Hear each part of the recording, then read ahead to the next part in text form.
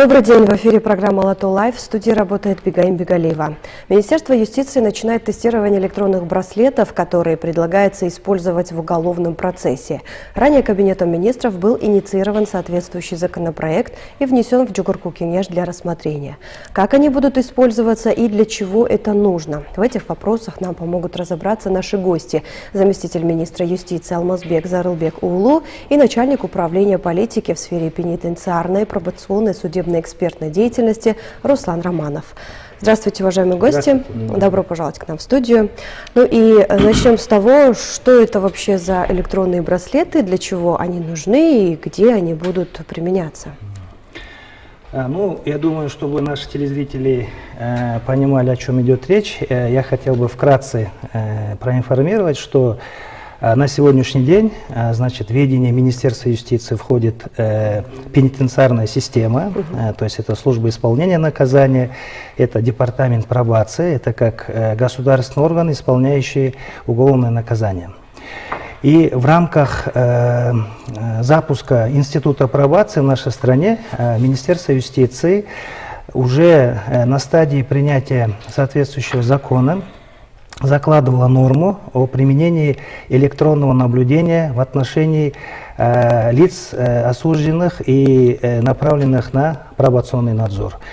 И то, что мы на сегодняшний день, значит, начали работу по тестированию электронных браслетов, это вот, я должен это отметить, что это в рамках закона о пробации, то есть как исполнение наказания. То есть на сегодняшний день Министерство юстиции эту работу уже начало. То есть соответствующие решения министерства есть, соответствующая нормативная база позволяет использовать средства электронного наблюдения, в частности электронный браслет, как мера исполнения наказания.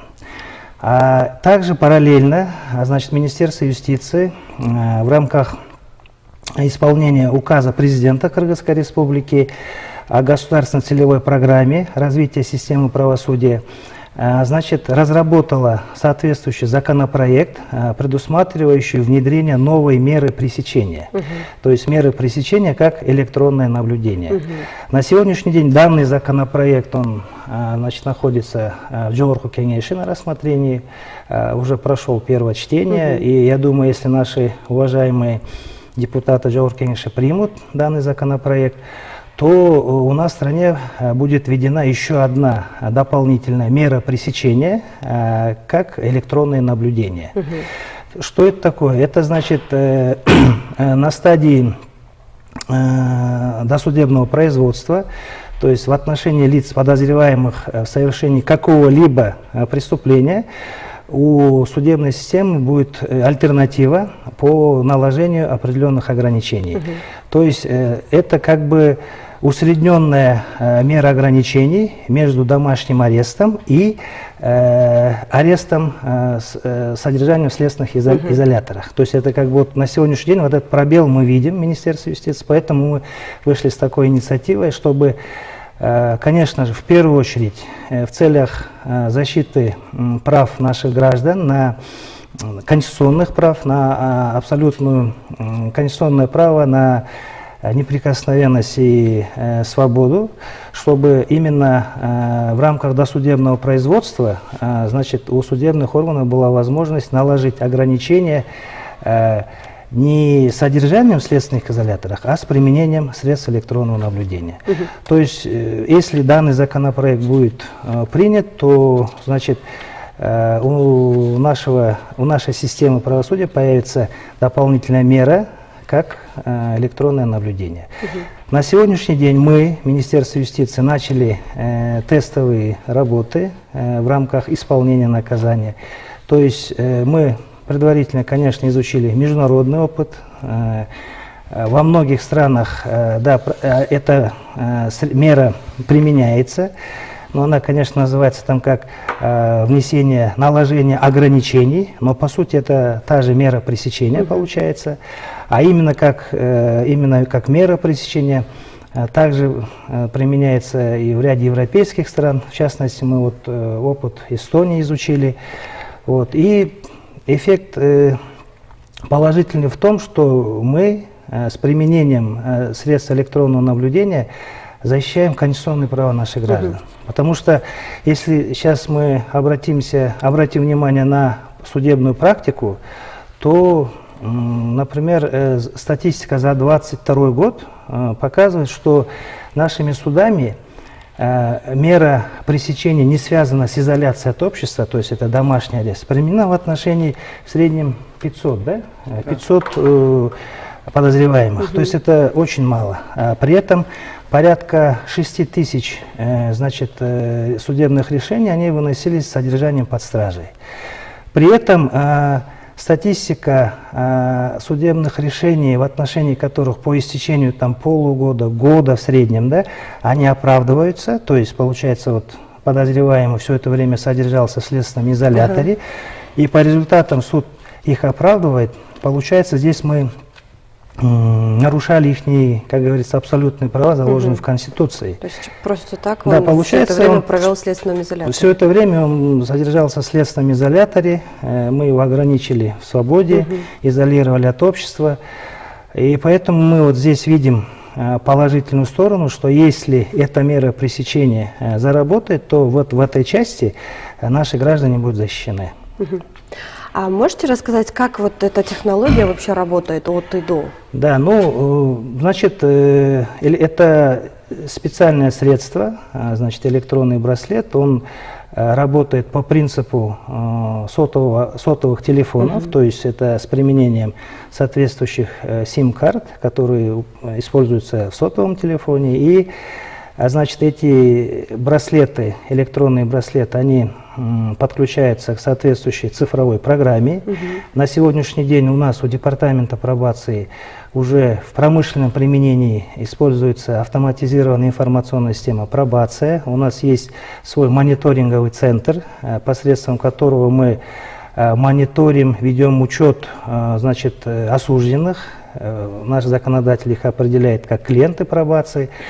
И, то есть я этим хочу сказать, что техническая база, значит, у Департамента пробации при Министерстве юстиции уже имеется.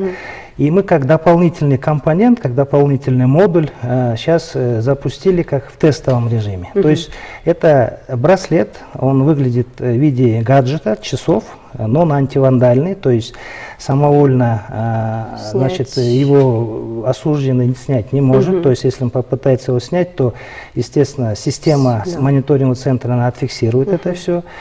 Также эта система, она мобильная, она может быть подключена к нескольким инициаторам, то есть сотрудникам службы пробации, сотрудникам МВД, сотрудникам пограничной службы.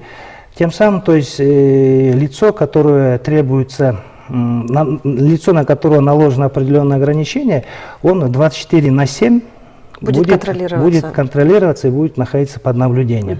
Но при этом, как говорится, он не будет ограничен в передвижениях, он не будет изолирован от семьи, от общества, но при этом определенные ограничения, наложенные судом, они будут уже работать, действовать. Вы, может, что-то хотели бы добавить по поводу этого? Да. Ну, внедрение данной системы в части исполнения наказания, как выше отметил руководитель, курирующий в лице заместителя министра, да, данную сферу, оно законодательно еще у нас было давно закреплено, позволяет, просто на тот момент у нас не было как таковых финансовых средств. На сегодняшний день более ценовой политики такой сегмент нашли, приемлемый, который отвечает по качеству. Довольно-таки это узкая сфера, где специализируется в этой области. В предыдущих тех версиях, которые мы и проводили тесты у многих производителей, у них немножко ценовая политика нас смущала. На сегодняшний день как бы в этом отношении уже более доступно получается. А вот вы говорите, ценовая политика уже более доступная для нас. Можем ли мы говорить, что, допустим, этот законопроект будет одобрен Чугурку Кенешем, он вступит в силу, вступит в силу, и можем ли мы полностью обеспечить всех подследственных этими гаджетами, этими девайсами? Да, хороший вопрос. Вот как раз-таки на стадии разработки данного законопроекта, значит, у нас этот вопрос стоял. То есть в случае и законодатели, вот наши парламентарии также задавали этот вопрос, что, допустим, мы примем данный законопроект, насколько он реальный, насколько он реализуемый. Да, действительно, там были вопросы, то есть мы изучали опыт европейских стран, изучали опыт Израиля, например, мы даже их оборудование здесь тестировали. Да, оно все подошло, но в ценовом сегменте, да, у нас были вопросы касаемо в последующем, у нас бюджет может ли это все осилить и профинансировать. Поэтому у нас были сомнения, но сейчас мы вот в ходе поиска, в ходе изучения, мониторинга других производителей нашли. То есть на сегодняшний день как бы со стороны финансирования, со стороны бюджета у нас уже есть видение. То есть у нас уже заложены определенные финансовые средства на то, чтобы мы могли закупить необходимое количество этих гаджетов и в последующем их содержать. Поэтому здесь в этом плане мы уже тоже подстраховались, и соответствующее видение, расчеты у нас уже есть. Но на сегодняшний день мы ведем расчеты пока как исполнение наказания. То есть, я повторюсь, Министерство юстиции приступило к тестированию этих электронных браслетов как исполнение наказания в рамках департамента пробации. Но если законопроект будет одобрен парламентом, то тогда, да, у нас уже дополнительные расчеты пойдут, они у нас уже имеются предварительно, то есть по потребностям следственных органов. То есть в каждом уполномоченном органе, где есть следствие, примерно их потребности нам уже известны, мы так примерно изучили, то и на это у Кабмина соответствующее финансовое решение уже есть. Мы это предварительно уже проработали с Кабмином. А вообще поможет ли эта технология добиться желаемого результата, как вы думаете? Ну, я думаю, что изучив опыт других стран, вот первое, это то, что мы, значит, защищаем конституционные права наших граждан на свободу. То есть здесь мы в этом плане, это однозначно будет положительный эффект. Во-вторых, это мера пресечения, это уже веление сегодняшнего времени. То есть вот я же говорю, что у нас получился большой пробел. То есть домашний арест и арест, домашний арест и содержание в следственном изоляторе. То есть вот что-то усредненное у нас на сегодняшний день, такое реальное, чтобы она могла работать, чтобы судьи могли уверенно принимать эти решения, пока не было. Поэтому мы вот видим как альтернативу, что если как электронное наблюдение, как мера пресечения, вот именно как мера пресечения, если она будет законодательно закреплена, то она получит свое развитие, соответствующее финансирование, и в последующем она будет уже защищать права наших граждан в этом плане. Вот вы говорите, что вот это что-то такое усредненное между домашним арестом и содержанием в следственном изоляторе. Да. Домашний арест, что под собой подразумевает сейчас? Ну, домашний арест – это одна из 6 мер пресечения, которые существуют в соответствии с действующим законодательством. Данная мера, она как бы классическая, во многих странах тоже подразумевает. Ну, как пример, могу привести одну только вещь, да. Применяя домашний арест, вот остановимся на статистике, например, домашний арест за 2022 год поступило вообще, чтобы применили домашний арест, 520. Но применили-то, их удовлетворили всего лишь 492. По подписке о невыезде, например, 41, но из них удовлетворили 36. Вместе с тем, да. Дополню, да, ваш вопрос я понял. Что такое домашний арест? Это тоже ограничения, которые накладываются судом.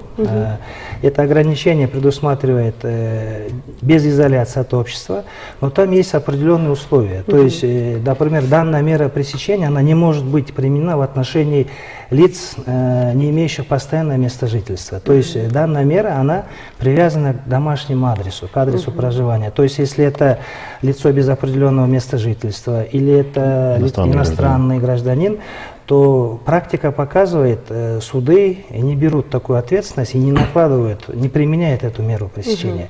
То есть, ну, давайте открыто говорить, судебная система, им легче просто есть мера пресечения, арест с содержанием в изоляторе, они направляют туда. То есть неважно там, какая тяжесть. Чтобы потом голова не болела. Чтобы, да, ну, это дополнительные риски, дополнительная ответственность. Вот, поэтому мы еще раз говорим, а когда судья, который принимает решение, он знает, что данное лицо будет 24/7 под контролем уполномоченного госоргана в виде электронного браслета, то мы полагаем, что это принесет положительный эффект, и судебная практика уже в этом направлении пойдет. Да? То есть будут применяться такие альтернативные меры пресечения. А вот в опубликованном релизе также отмечено то, что эти электронные браслеты будут применяться в отношении подследственных граждан и в отношении, допустим, осужденные и в то же время подозреваемые, допустим, в совершении семейного какого-то насилия. Да. И вот здесь отмечено то, что раньше, допустим, выдавали пострадавшему охранный ордер, то сейчас, получается, будет использоваться вот этот электронный браслет. Да. Вот эту разницу можете мне... Здесь это даже мы видим очень такое положительное, прогрессивное решение. Если, значит, я повторюсь, данный законопроект, если будет принят, то у правоприменителей появится возможность применять эти средства, вот электронный браслет, именно в вопросах семейного насилия. То есть это очень такое передовое техническое решение. То есть вот именно тот браслет, который мы сейчас тестируем в рамках пробации, он позволяет, значит, конечно, по судебному решению, значит, наложить это ограничение. Технически это будет реализовываться, что один браслет будет одеваться жертве семейного насилия, а другой браслет будет одет насильнику семейному. И там технически можно уже отслеживать, что при определенном приближении эта система будет уже сигнализировать в мониторинговый центр. Да? То есть это уже... Плюс попадать на браслет жертвы тоже. Да, то есть, да, вот если один браслет, он одевается жертве семейного насилия, второй будет одет по судебному решению насильнику, да, вот именно подозреваемому или совершившему семейное насилие. И будут выставлены определенные ограничения по расстоянию. Если он будет превышать положенное расстояние, то система будет срабатывать, и уже можно своевременно реагировать на это все. Да? Поэтому вот то, что сегодняшние меры, которые накладывают вот, ордеры, они не дают эффект. Практика показывает. Поэтому то, что я сейчас говорю, это уже в мире широко применяется, то есть опыт уже есть, наработан. И вот тот производитель, который предлагает свою вот эту продукцию, они как одно из преимуществ вот именно нам показывают, что именно в вопросах семейного насилия эти браслеты очень эффективны. И вот тогда об охранном ордере немножко расскажете, это вообще как работало до сих пор? Ну, это охранный ордер больше относится к компетенции наших коллег из органов внутренних дел. По сути, этот же охранный ордер аналогично подписка о невыезде, домашний арест, это все на доверительных основах зиждилось. Но, как практика показывает, люди, которые состоят в конфликте с законом, все-таки допускают те или иные нарушения. А в данном случае это нам дает возможность в полной мере реализовывать поставленные со стороны судебных органов соответствующие требования и обязательства.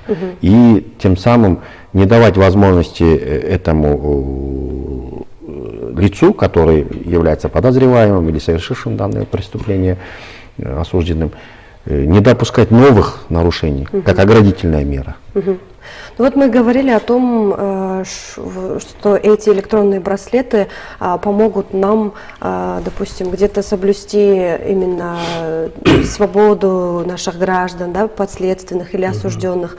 Но как помогут эти электронные браслеты именно в работе, в деятельности правоохранительных органов? Насколько облегчит их работу?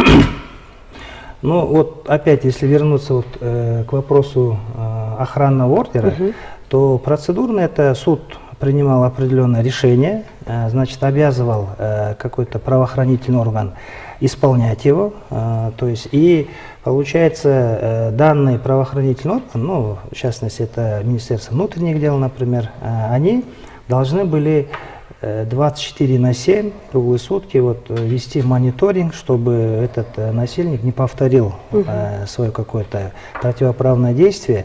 И это в практике было очень тяжело реализовать. То есть получалось это частые выезды в адрес жертвы, там, частые выезды, обходы лиц, которые стоят на учете по семейному насилию. То есть это большие силы и средства ведомства затрачивались. Бывали такие случаи, когда не успевали. Когда допустим, бывали случаи не успевали, и в большинстве случаев, да, они не успевают охватывать большое количество. Поэтому вот в этой части, если мы будем применять средства электронного наблюдения, то это в разы облегчит работу, оптимизирует полностью работу этих органов. И в экономическом плане это тоже будет очень большая экономия и оптимизация бюджетных средств и сил и средств в целом министерства.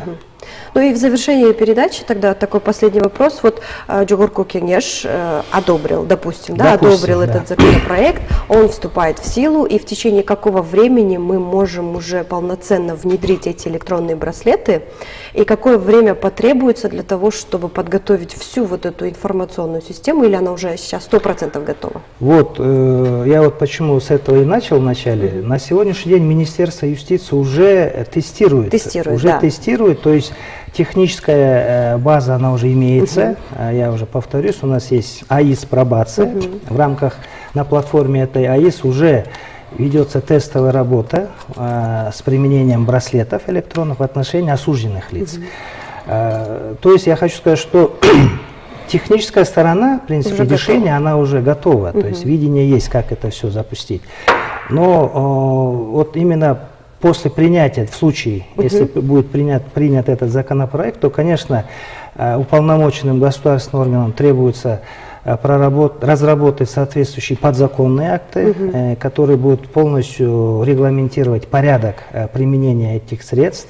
Вообще у нас изначально концепция была, что мы хотели бы создать единый такой хаб, и цифровой имеется в виду, который бы обслуживал электронные браслеты уполномоченных госорганов. То есть по принципу в целях оптимизации будет одно программное обеспечение, держателем будет один госорган, и другие госорганы, у которых есть следствие, они будут как пользователи подключаться к этому хабу и использовать свои браслеты. То есть держатель этого хаба цифрового, он будет мониторить использование браслетов разных ведомств. То есть в этом плане уже как бы концептуальное видение есть. В плане бюджетных средств тоже уже мы данную информацию уже в Кабмин закладывали, поэтому там тоже поддержка имеется. То есть в случае одобрения он прям в скором времени уже этот... Да, мы уже в случае одобрения уже такая пошаговая практическая реализация сразу начнется. Спасибо вам за предоставленные ответы. А я напомню, что Министерство юстиции внесло на рассмотрение в Жогорку Кеңеш законопроект, предусматривающий использование электронных браслетов для подследственных граждан. И о том, как они будут использоваться и для чего это нужно, мы побеседовали с замминистра юстиции Алмазбеком Зарылбекулу и начальником управления политики в сфере пенитенциарной, пробационной, судебной экспертной деятельности Русланом Романовым. Спасибо, что были с нами. До встречи в эфире.